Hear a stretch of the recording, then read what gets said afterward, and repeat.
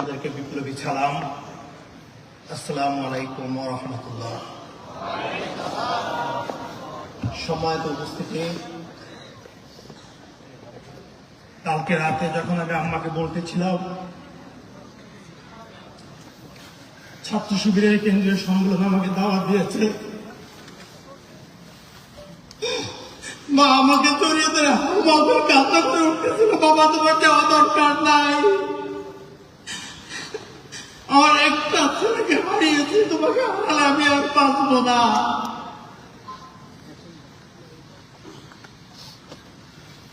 ওসমান হাদি যখন রাজপথে বক্তৃতা দিত, ফ্যাসিস্টদের চোখে চোখ রেখে শাহবাগে দাঁড়িয়ে নারায়ে তাকবীর স্লোগান দিত, আমাদের পরিবারকে হুমকি দেওয়া হতো, হোয়াটসঅ্যাপে মেসেঞ্জারে কাফনের বক্স পাঠানো হতো। শুরুর দিকে ওসমান আমাদেরকে বলতো, পরিবারকে জানাতো, পরে আর এগুলো আমাদের সাথে শেয়ার করতো না। মা ভয় পাচ্ছেন, আমি ওসমান হাদির বিচার চেয়ে যদি আবার সোচ্চার হই, আবার যদি রাজপথে আন্দোলন করি, আমাকেও হত্যা করা হবে, সে তার দ্বিতীয় সন্তানকেও হারাবে। আমি আম্মাকে সকালে যখন বাসা থেকে বের হয়ে আসছি, একরকম না বলেই আমি বের হয়ে আসছি। প্রিয় ভাইরা আমার, আমি ওসমান হাদির ভাই হিসেবে এখানে উপস্থিত হই নাই। আগেও বলেছি, আমি শহীদ ওসমান হাদির গর্বিত ভাই হতে চাই নাই। আমার বাবা মারা গিয়েছিলেন 2012 সালে।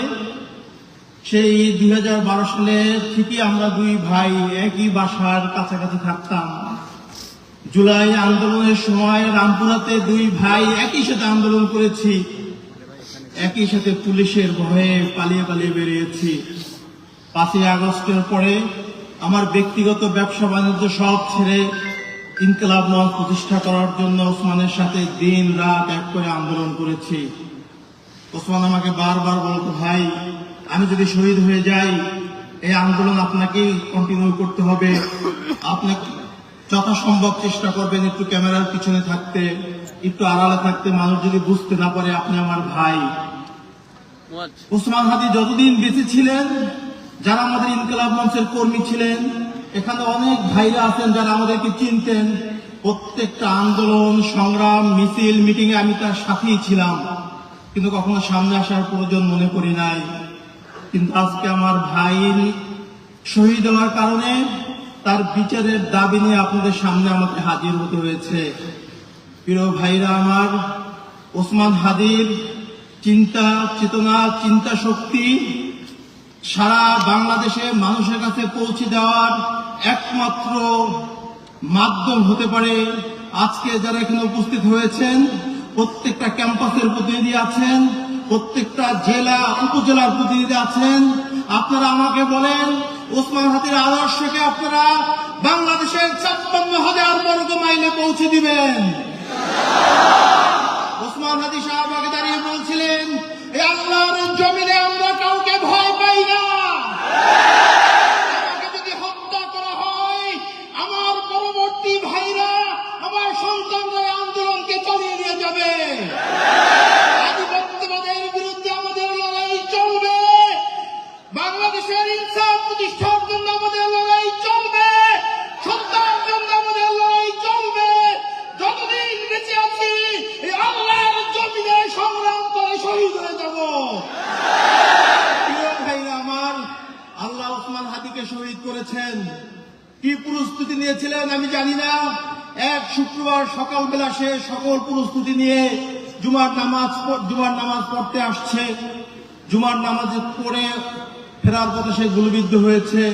পরবর্তী শুক্রবার রাতে সে শাহাদাত বরণ করেছে সিঙ্গাপুরে। ঘটনার 2 সপ্তাহ আগ থেকে খুঁড়িয়ে আমাদের সাথে সাথে ঘুরে আমরা কোনোভাবেই বুঝতে পারছিলাম না যে এই খুনি আমাদের খুব কাছ থেকে এত পরিকল্পিত রেকি করছিল ওসমানকে খুন করার জন্য। সে একাধিকবার অ্যাটেম্প নেওয়ার পরও সে ব্যর্থ হয়েছে। আমরা পরবর্তীতে ভিডিওগুলো দেখেছি, কালচারাল সেন্টারের ভিতরে তাকে শুট করতে চেয়েছে, আরেকজন হঠাৎ করে চলে আসার কারণে সে শুট করতে পারে নাই। কিন্তু আল্লাহ তাকে জুমাবার শুক্রবারই কবুল করেছেন, এই জন্য খুনি শুক্রবার তাকে শুট করে সফল হয়েছেন। প্রিয় ভাইরা আমার, আমি আর কাঁদতে চাই না, পরিবারের দিকে তাকিয়ে আমার ছোট বোন ভাইদের আহাজারি আর দেখতে চাই না। আমি আপনাদের কাছে একটাই দাবি জানাতে চাই, 2-3টা ইস্যুকে সামনে রেখে এই দাবি যদি আপনারা বাস্তবায়ন করতে না পারেন, এই বাংলাদেশের স্বাধীনতা সার্বভৌমত্ব আছে বলে আমরা মনে করি না। যে স্বাধীন বাংলাদেশে আল্লামা দেলোয়ার হোসেন সাঈদী সাক্ষীকে ভারতের কারাগারে পাওয়া যায়, যে ওসমানের খুনি করার 6 ঘন্টার ভিতরে বাংলাদেশ বর্ডার পার করে যায়, এই দেশের স্বাধীনতা সার্বভৌমত্ব আছে বলে আমি বিশ্বাস করি না। এই 56,000 বর্গ মাইলের আজাদীর লড়াই আপনাদেরকে শুরু করতে হবে।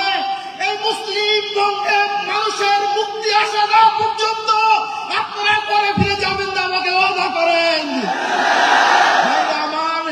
বিগত 16 বছর ফ্যাসিস্টদের কারণে মানুষের বাক স্বাধীনতা নষ্ট হয়েছে, মানুষের মৌলিক অধিকার নষ্ট হয়েছে, মানুষের জীবনের কোনো নিরাপত্তা নাই। আমরা ঠিক সেই আশঙ্কাই করতেছি, আবার সেই ভয়ের রাজ্যে বসবাস করার দিকে যাচ্ছি। আমাদেরকে মানুষ ভয় দেখাচ্ছে, সামনে নির্বাচন, তোমরা এই খুনের দাবি তুলিও না, এদেশে আবার কোন সরকার ক্ষমতায় আসবে, তারা তোমাদেরকে কথা বলতে দিবে না। আমি আপনাদের কাছে বলতে চাই, কোন সরকার ক্ষমতায় আসবে কি আসবে না সেই সিদ্ধান্ত জনগণ নিবে। কোন সরকার ক্ষমতায় আসবে, আওয়ামী লীগের মডেলে নির্বাচন করে আবার আধিপত্যবাদীদের ক্ষমতায় আনতে দেন, এর জন্য আপনারাই দায়ী থাকবেন।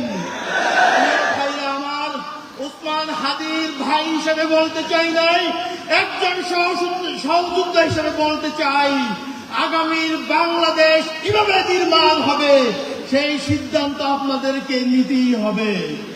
আপনারা যদি এখান থেকে পিছপা হন, কোন ধরনের আঘাত করতে চান, পার্শ্ববর্তী রাষ্ট্র হোক, বাংলাদেশের মধ্যে ডিপ স্টেট হোক, কারোর সাথে যদি আপনারা আঘাত করে আবার এদেশে ফাঁসিবাদ কায়েম করতে যদি সহযোগিতা করেন, আল্লাহর কাছে আপনারা দায়ী থাকবেন।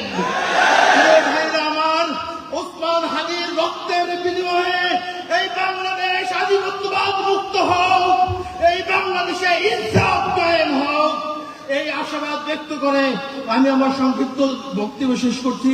ধন্যবাদ। আসসালামু আলাইকুম ওয়া রাহমাতুল্লাহ।